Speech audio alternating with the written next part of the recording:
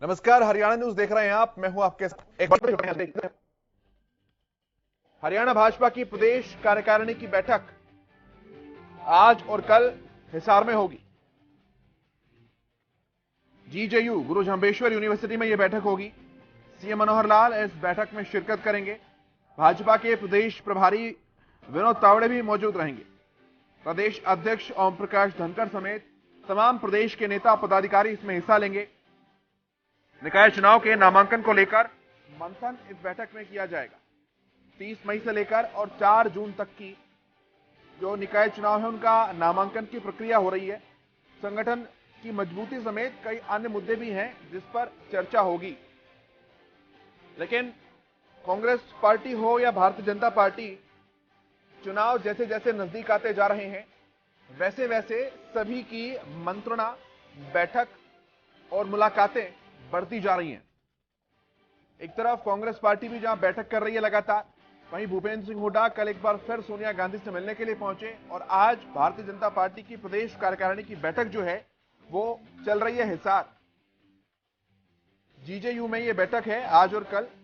मुख्यमंत्री मनोहर लाल भी इस बैठक का हिस्सा होंगे, ये बड़ी अपडेट है। और इसके साथ साथ प्रदेश भाजपा के अध्यक्ष ओम प्रकाश धनखड़ भी इस बैठक में मौजूद रहेंगे।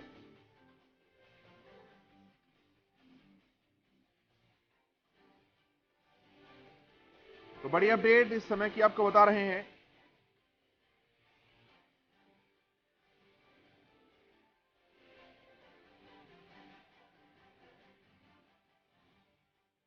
हरियाणा भाजपा की प्रदेश कार्यकारिणी की बैठक आज और कल हिसार में होने जा रही है। मुख्यमंत्री मनोहर लाल, प्रदेश प्रभारी विनोद तावड़े, प्रदेश अध्यक्ष ओम प्रकाश धनखड़ समेत तमाम पदाधिकारी इसमें हिस्सा लेंगे।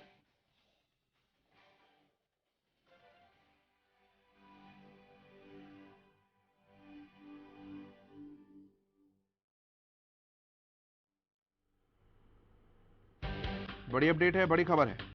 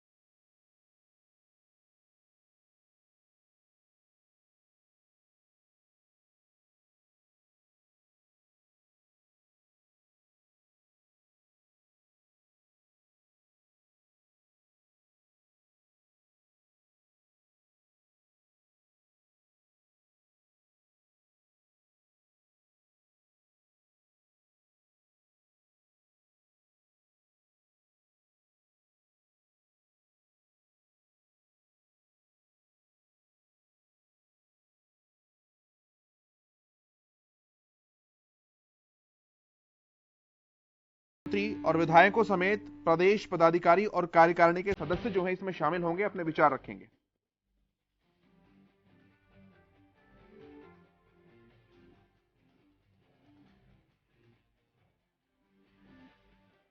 क्योंकि ये हिसार जिले में हो रही है, इसके लिए हिसार जिले के भाजपा जिलाध्यक्ष कैप्टन भूपेंद्र सिंह ने जिला कार्यकर्ताओं की ड्यूटी भी तय की है।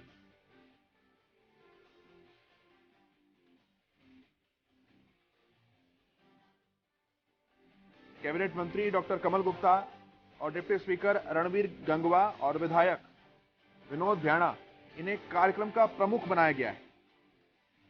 फिर बहुउद्देशीय जो व्यवस्था है उसके तहत प्रवीण पोपली, धर्मवीर रतेरिया, नरेश जैन, लोकेश असीजा इनकी ड्यूटी लगाई गई है।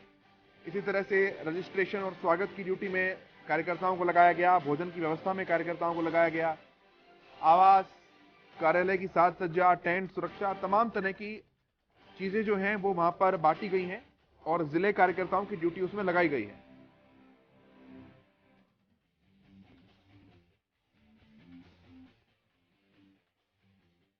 तो बड़ी अपडेट यही है कि भाजपा की एक कार्यकारिणी की जो बैठक है ये 2 दिनों के लिए आयोजित की जा रही है हिसार के गुरु जम्बेश्वर विश्वविद्यालय के चौधरी रणबीर सिंह ऑडिटोरियम में।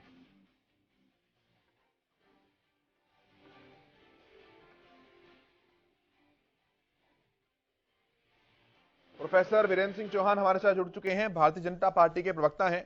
प्रोफेसर साहब, ठीक निकाय चुनाव की तारीखों से पहले और ये बैठक क्या रणनीति के तौर पर एक बैठक समझी जाए या फिर केवल पदाधिकारी कार्यकारिणी के सदस्य के लिए जो रेगुलर बैठकें होती रहती है उस बैठक के रूप में देखा जाए? देखिए, भारतीय जनता पार्टी ऐसा राजनीतिक दल है जो कार्यकर्ताओं पर आधारित, विचारधारा पर आधारित संगठन को महत्व देने वाला राजनीतिक दल है। भारतीय जनता पार्टी में मंडल से लेकर जिला, प्रांत और राष्ट्रीय स्तर पर नियमित रूप से कार्यकारिणियों की और पदाधिकारियों की बैठकें होती हैं। अलग अलग स्तर पर ये बैठकें औसतन 3 माह के अंतराल पर होती रहती हैं। हर 3 महीने में हमारे नेता, कार्यकर्ता मंडल से लेकर के राष्ट्रीय स्तर तक राजनीतिक परिदृश्य पर मंथन करते हैं, चुनौतियों की चर्चा भी करते हैं और आगे के कार्यक्रमों की योजना बनाते हैं। पीछे जो 3 महीने में कार्यक्रम हुए हैं उनकी समीक्षा करते हैं।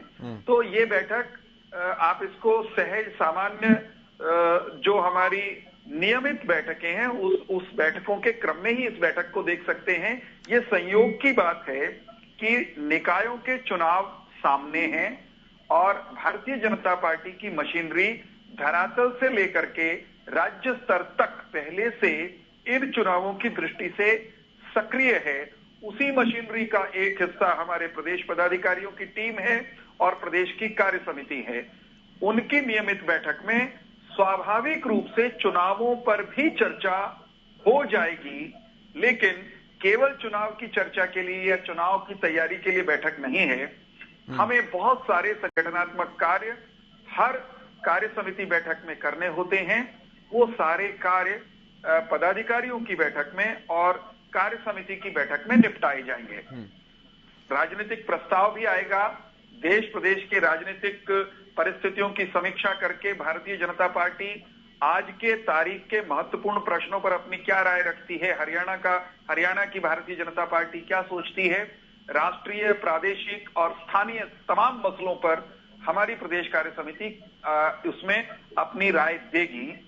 प्रदेश कार्य समिति से पहले साधारणतया एक दिन पहले पूर्व संध्या पर क्योंकि प्रदेश कार्य समिति एक बड़ा इदारा है, उसमें सदस्यों की संख्या काफी होती है, तो पार्टी के जो पदाधिकारी हैं प्रदेश कार्य समिति में जाने से पहले पदाधिकारी बैठते हैं अध्यक्ष महोदय की अध्यक्षता में, सदारत में, और बैठक में कार्य समिति के समक्ष जो विषय रखे जाने होते हैं उन पर एक प्रारंभिक चर्चा करते हैं। एक तरह से यूं कह सकते हैं कि जो कार्य समिति का एजेंडा है उसको अंतिम रूप देना ये आज पदाधिकारियों की बैठक में होगा। ठीक है। केवल ढींगरा जी से मैं सवाल कर रहा हूं, कांग्रेस के प्रवक्ता हैं, हमारे साथ जुड़ चुके हैं, और विजेंद्र रेणु जी भी इंडियन नेशनल लोकदल के प्रवक्ता हमारे साथ जुड़ चुके हैं। बहुत स्वागत है सर आपका भी। केवल जी, बैठकें सिर्फ आप ही के दल में नहीं हो रही हैं, बैठकें ये भी कर रहे हैं और तैयारियां पूरी हो चुकी हैं अभी से चुनाव के लिए। जी देखिए, बैठकें ये जो कर रहे हैं ये बैठकें इस बात पे कर रहे हैं कि जिस तरह से अश्विनी शर्मा जी अपनी सरकार के ऊपर 3,500 3.5 करोड़ के अमाउंट को गबन के और वो पैसा कौन खा गया, इस चक्कर में जो बात कर रहे थे वो उसके बारे में भी हो सकता है कि इनकी चर्चा हो, और इस बारे में भी चर्चा हो कि इन्होंने ब्राह्मण बिरादरी की जमीन को जानबूझ के क्यों लटकाना है, ये भी चर्चा हो सकती है। तीसरी ये भी हो सकती है कि ये जो आपस में भाईचारा खराब करते हैं, चाहे वो प्रदेश में 7.5 साल के टाइम के अंदर 3 बार जो है पुलिस की भाईचारा करने की कोशिश बहुत की है, जाट वर्सेस नॉन जाट कर दिया था। अब ब्राह्मण को जो है जमीन देने के बीच में रोक लगा रहे हैं उनकी, और इसी तरीके से और भी कई काम करते हैं। तो मैं ये चाह रहा था कि भी इन लोगों की चर्चा शायद इस काम के लिए होती है, और कांग्रेस की चर्चा जो होती है वो होती है देश के विकास के लिए। बीच में मत बोले आप प्लीज। कांग्रेस के प्रवक्ता को मैं बता दूं कि बैठक हमारी है, हमारी बैठक में किन विषयों पर चर्चा होगी ये हम तय करते हैं। कांग्रेस अपना तय कर ले, कांग्रेस अपना तय करे। हमारी बैठक में क्या होना है ये तो हम तय करेंगे ना। हम आपसे पूछने आए नहीं, आपसे पूछने आए नहीं। बेगानी शादी में अब्दुल्ला दीवाना, बेगानी शादी में बेगानी शादी में अब्दुल्ला को दीवाना होने की जरूरत कहाँ है? ऐसे तो बोलने नहीं दूंगा मैं आपको। केवल भाई केवल इतना बता दीजिए, केवल भाई केवल इतना बता दीजिए, एक प्रश्न का उत्तर दे दीजिए, एक प्रश्न का उत्तर दे दीजिए कि बेगानी शादी में अब्दुल्ला को दीवाना होने की क्या पड़ी है? आप कहाँ परेशान हो रहे हो हमारी बैठक को लेके? हमारी कार्य समिति, हमारे पदाधिकारियों की बैठक, और अब्दुल्ला नाचता घूम रहा है, अब्दुल्ला इधर उधर की बातें कर रहा है। काहे को अब्दुल्ला को इतना दीवाना होने की जरूरत है? अपना घर संभाल लीजिए, अपने पदाधिकारियों को संभाल लीजिए। आप तो आपकी हालत ये है, आपके नए नवेले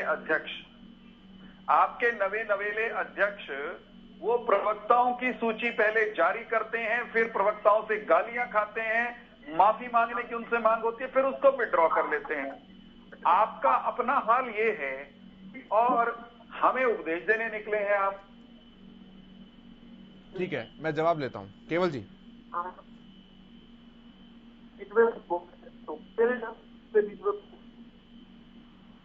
देखिए मैं इस तरीके से ये पूरा हरियाणा हमारा 7.5 साल के अंदर जला, उसमें हमारे कितना ही हरियाणा का नुकसान हुआ। आज हमारी बेरोजगारी दर जो है वो 35% पहुंच गई। आज हमारे देश के अंदर जो है इतनी महंगाई है कि आम आदमी को खाना दूभर हो रखा है। उसके बारे में नहीं सोचते ये लोग सोचते हैं कि भाईचारा कैसे बिगाड़ा जाए, इसके लिए ये मीटिंग करते हैं। जबकि इनको मीटिंग इसलिए करनी चाहिए कि हरियाणा के अंदर इंडस्ट्री कैसे लगे, काम किस तरह से बढ़े, बेरोजगारी किस तरह से दूर हो, जो किसान है उनको डबल इनकम कैसे मिले, जो कि इन्होंने ही वायदा किया था। इन्होंने कहा था मोदी जी ने तहरीर पे चढ़ के कि लाल किले पे कि हम 2022 के अंदर किसानों की अमाउंट दुगनी कर देंगे। तो वो उसके बारे में अभी कोई विचार नहीं करते हैं। वो सोचते हैं कि ये तो काम कह दिया, खत्म हो गया है। मैं इनको उत्तर देना चाहता हूं। मैं लूंगा जवाब सर आपसे, लेकिन विजेंद्र रेड्डू जी भी हमारे साथ जुड़े हैं, लोकदल के प्रवक्ता हैं। मैं उनके पास एक बार आ रहा हूं, फिर मैं आपके पास आऊंगा। ठीक है, मैं एक बार उनसे भी कमेंट ले लूं। रेड्डू साहब स्वागत है, रखिए अपनी बात।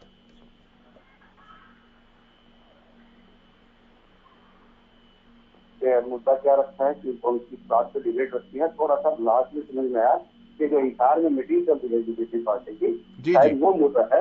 और ये सब जानते हैं कि देखो इलेक्शन आ गया, सभी पार्टियां अपनी अपनी इलेक्शन की तैयारियों के लिए हर प्रकार की रणनीति अपनाती हैं, और रणनीतियां अपनाने के लिए बनाने के लिए मीटिंगें भी करते हैं। वो उनका काम है, वो भी मीटिंग करेंगे या वैसे इंडिविजुअली अपनी रणनीति तैयार करेंगे, that is their own opinion. तो अच्छी बात है, मीटिंग करें, रणनीति बनाए, लेकिन जो ये इलेक्शन आ रहे हैं केशव जी, ये इलेक्शन सब जानते हैं। आप इनका रिजल्ट इनके सामने है। अभी चौहान जी की सिर्फ 2 सेकंड की बात सुनी है। तो ये जो चुनाव है केशव जी, ये वास्तव में भारतीय जनता पार्टी किस रणनीति के तहत लड़ने जा रही है, मेरी तो ये समझ से बाहर है कि कैसे ये लोगों के बीच में जाकर के वोट मांगने का काम करेंगे। इन 8 सालों में जिस प्रकार से प्रदेश के हालात इन्होंने बनाने का काम किया है, मैं समझता हूँ कि लोग इनको वोट नहीं देंगे और उनको सिरे से नकारने का काम करेंगे। आप देख लीजिए दिसंबर 2020 में 2020 में प्रूफ देता हूं मैं आपको, 7 निकायों के चुनाव हुए थे, जिनमें 3 नगर निगम थे, 3 पालिकाएं थी और एक परिषद थी। उसमें आप देखिए आपका इलेक्शन का क्या हाल हुआ था। वहां मुश्किल आप जो है ना पंचकुला को बचाने में कामयाब हुए थे। अदरवाइज 700 में से 5 आपके हाथ से निकल गए थे और पार्षद भी आपके बिल्कुल नहीं आए थे। तो 1 साल पहले की तो बात है। 1 साल के बाद इतना क्या आपने हरियाणा प्रदेश में नया किया है जिसकी वजह से आप इसमें वोट मांगेंगे। आप 1 मिनट चौहान साहब, वीरेंद्र जी मैं जानता हूँ आपको अच्छे से, आप बड़े अच्छे वक्ता हो और सच्चाई को सच्चाई मान भी लेते हो, इसलिए ये भी आपका गुण है। लेकिन 1 मिनट में तो अभी मौका मिला कितनी देर से। इसी प्रकार के केशव जी देखिए, भारतीय जनता पार्टी ने एक आइटम को मैं गिनाऊंगा तो टाइम ज्यादा लगेगा, टाइम कम होता है चैनल का। मैं ये कहना चाहूंगा चौहान साहब को, जब हल्की सी बारिश आती है तो छोटी छोटी गलियों में बड़े बड़े तालाब बन जाते हैं और जब बड़े बड़े रोड है वहाँ बड़े बड़े रोडों पर समुद्र बनने का काम होता है। सीवरेज की व्यवस्था नहीं है, निकासी की व्यवस्था है नहीं है, पानी पीने के पानी की व्यवस्था नहीं। हर घर जल नल हर घर का नारा दिया था इन्होंने। आज मैं पूछता हूँ ये मटके क्यों छोड़े जा रहे हैं विभिन्न चौराहों के ऊपर? लोग मटके छोड़ रहे हैं, पानी के लिए तरस रहे हैं, लाइट के लिए तरस रहे हैं। अगर गलियां कच्ची पड़ी हैं, गड्ढे हैं, सीवरेज व्यवस्था नहीं है, एक बारिश होते ही सारी खुल जाती है। ठीक है तो फिर भी देखिए जनता का मैंडेट सर्वमान्य होता है। ठीक है, अगर जनता वोट देती है तो ठीक है, हमें कोई ठीक है। मैं जवाब ले लेता हूं उनसे। चौहान साहब देखिए, पहली बात तो ये कि मैं दोहराना चाहूंगा कि कांग्रेस के प्रवक्ता ने जो अपनी नकारात्मक रुखदाली का नजला इस डिबेट में उगला है, उस पर इतना सा मुझे कहना है कि भारतीय जनता पार्टी जो संसार का सबसे बड़ा प्रजातांत्रिक राजनीतिक दल है, भारत का सबसे बड़ा, सबसे अधिक यूं कहिए कि मजबूत जनादेश प्राप्त करके जो देश की सरकार और राज्यों में, अनेक राज्यों में सरकार चलाने वाला दल है, उसकी नियमित प्रदेश कार्य समिति और पदाधिकारियों की बैठक हो रही है। अब हमारी बैठक का एजेंडा निश्चित तौर पर भारतीय जनता पार्टी और उसके नेता कार्यकर्ता तय करेंगे। हम जो तय करेंगे वो सार्वजनिक रूप से आकर मीडिया के माध्यम से बता भी देंगे। तो हमारा एजेंडा हम तय करेंगे, जनाकांक्षाओं के अनुसार तय करेंगे, आकर के लोगों को बताएंगे। अब बेगानी शादी में अब्दुल्ला दीवाना की तरह कांग्रेस के प्रवक्ता को इस तरह से अनाप शनाप मुझे नहीं लगता कि बात कहने की आवश्यकता थी।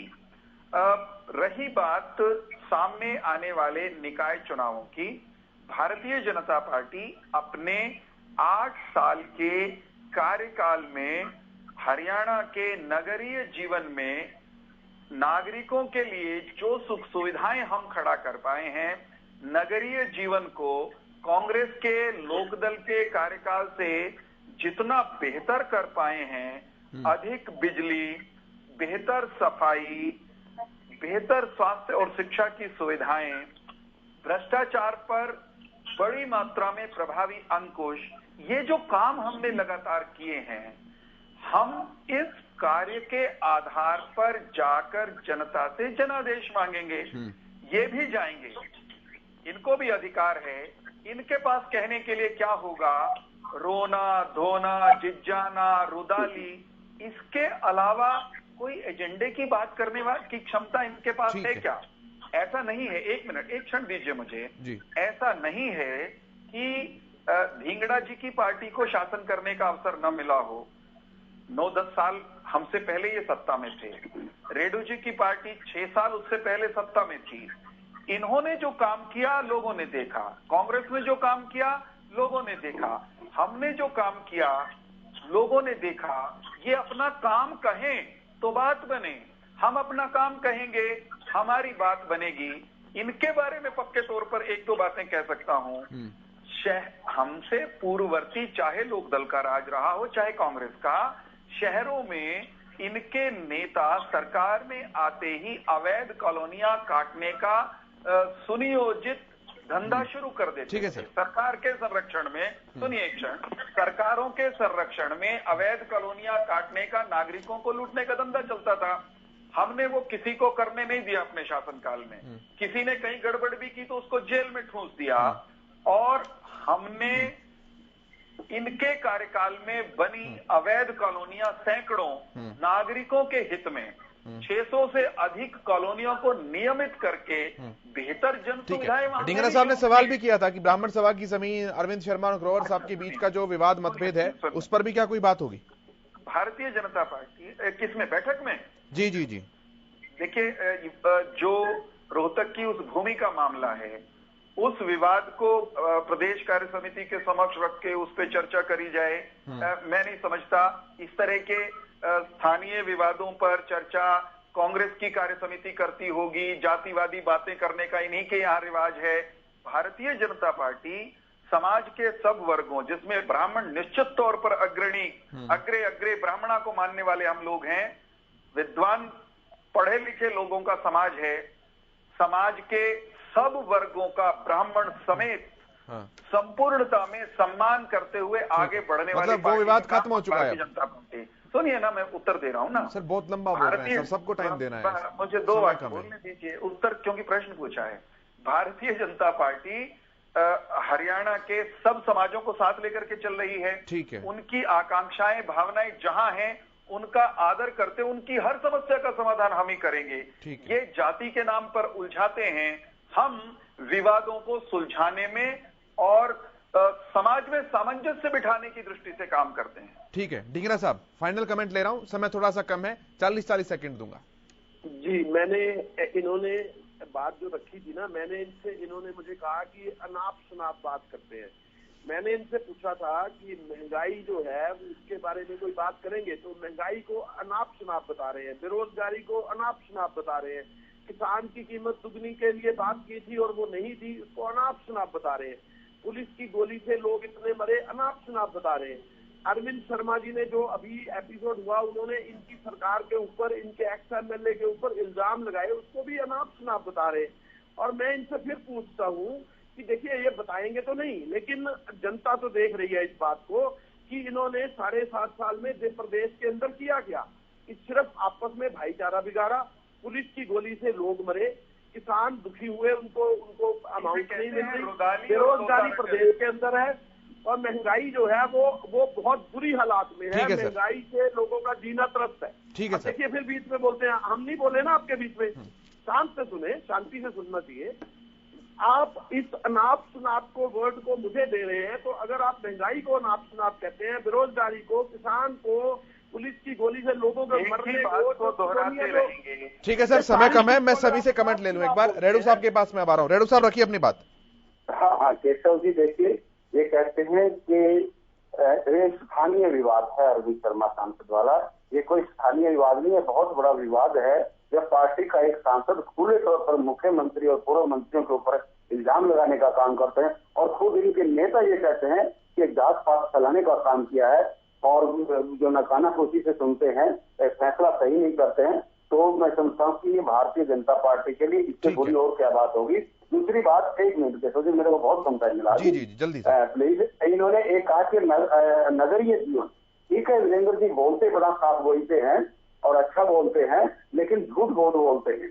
क्यों? इन्होंने कहा है कि नगरीय जीवन को बेहतर बनाने के लिए हमने सब कुछ कर दिया है। मैं कहता हूँ, जनता सब समझती है, बोलने से, बातों से जनता का पेट नहीं भरता है, वो ग्राउंड के ऊपर वर्क करके दिखाना पड़ता है। आज जिस प्रकार से नगरीय जीवन त्राही माम कर रहा है, उसके पास किसी प्रकार की कोई सुविधा आपने नहीं दी है, जिसका जवाब आपको आने वाले चुनाव में मिलेगा। ठीक है, जल्दी से चौहान साहब 30 सेकंड में रखिएगा बात। राजकाज की बेहतरीन संस्कृति, हमारे किसी भी पूर्ववर्ती से बेहतर शासन, ईमानदार सरकार, बेईमान आदमियों पर चोट, अच्छी सड़कें, अधिक बिजली ईमानदारी से और कांग्रेस और लोकदल की दोनों की मिला लें तो उससे अधिक पारदर्शिता के साथ जाति, जिला और झोला और पर्ची के बिना ईमानदारी से दी हुई नौकरियां, ठीक है सर, ये वो काम है जिनके दम पर हम स्थानीय निकाय का चुनाव लड़ेंगे और हमारे विरोधी कहीं हमारे पासंग भी ठहर नहीं पाएंगे। ठीक है, ये इनको भी पता है। ठीक है सर, बहुत शुक्रिया आपका चौहान साहब, रेड्डू साहब और ढींगरा जी चर्चा में शामिल होने के लिए बहुत धन्यवाद।